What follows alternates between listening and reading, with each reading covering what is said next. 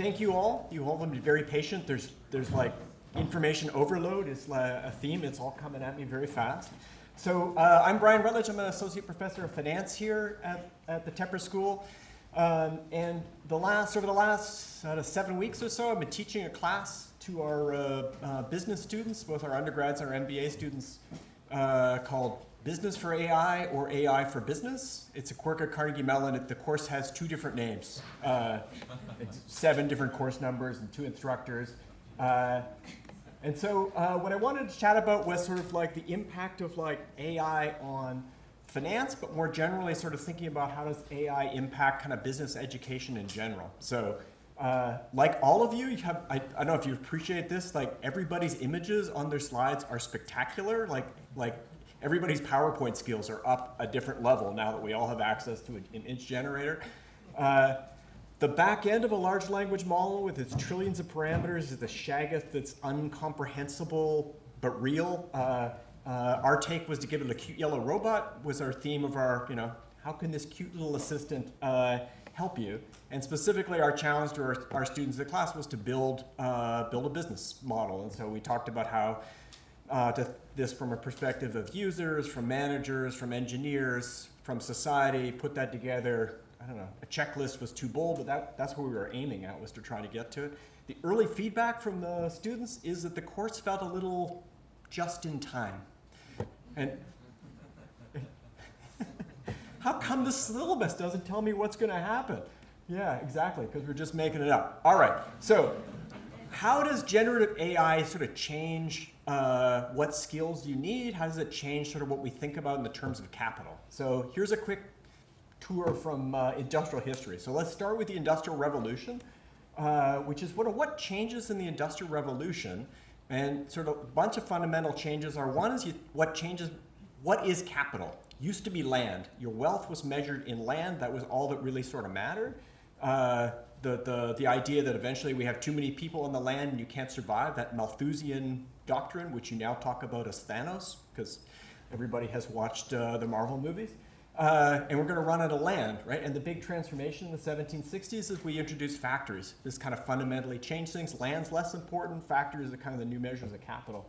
How's that change sort of what skills you have? If you were like an artisan putting together little tin cups by tapping them together that are beautiful things, that skill is no longer as valuable because now we can dump big chunks of aluminum on you and out pops a whole bunch of them.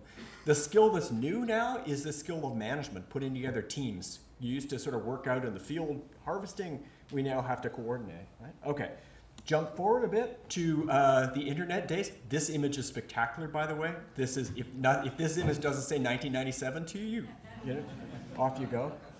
One sad aside, by the way, when you talk to undergraduates about the Industrial Revolution and then leap forward to the internet, these are both the same event, just things that happened in the past, yeah? All right, take a moment, pick that in, move forward, right? What changed with the internet? It was also this sort of time where we felt like things were really changing in dramatic ways. How did it change sort of how we thought about capital? And there should be question marks on all of this. I'm open to your thoughts. But this notion of location really changed. You were the hardware store in Squirrel Hill. People from Squirrel Hill bought their shovels now. Now that location is less important. You were a movie theater. That movie theater is less important.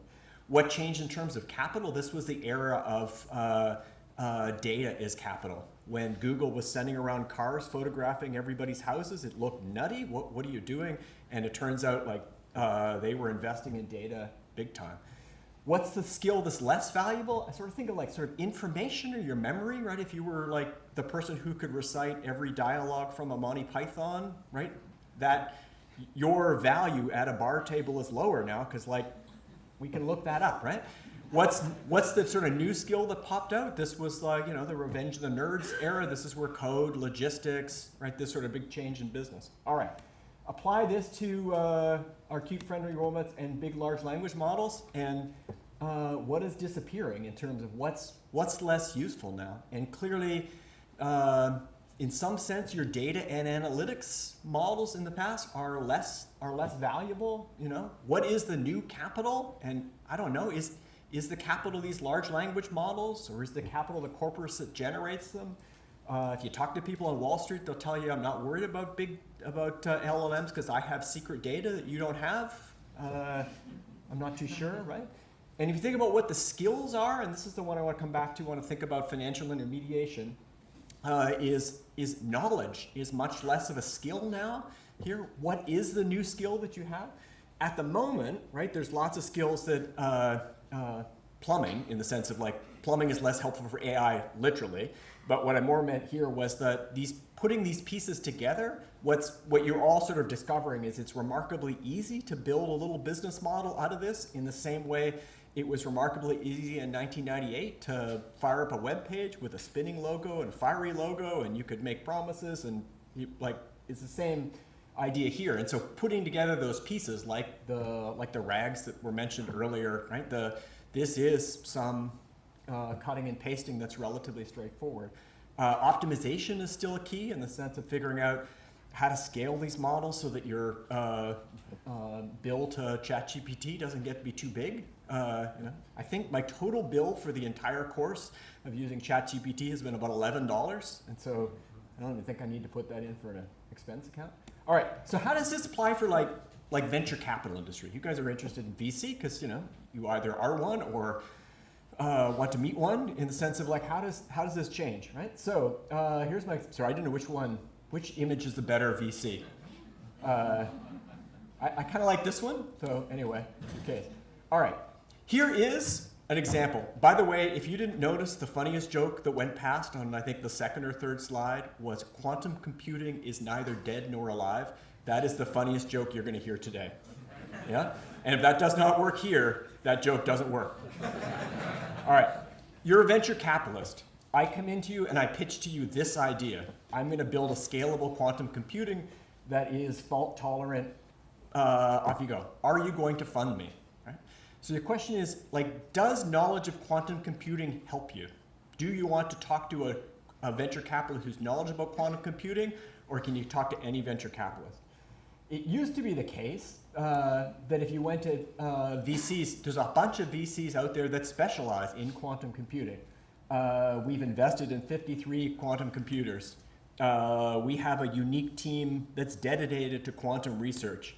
Also, the first VC fund dedicated to quantum technology, right? It seems important to know whether or not this quote is pulled from a science fiction novel or whether this quote is pitched from a slide deck of a functioning quantum computing company, that some expertise is going to be here.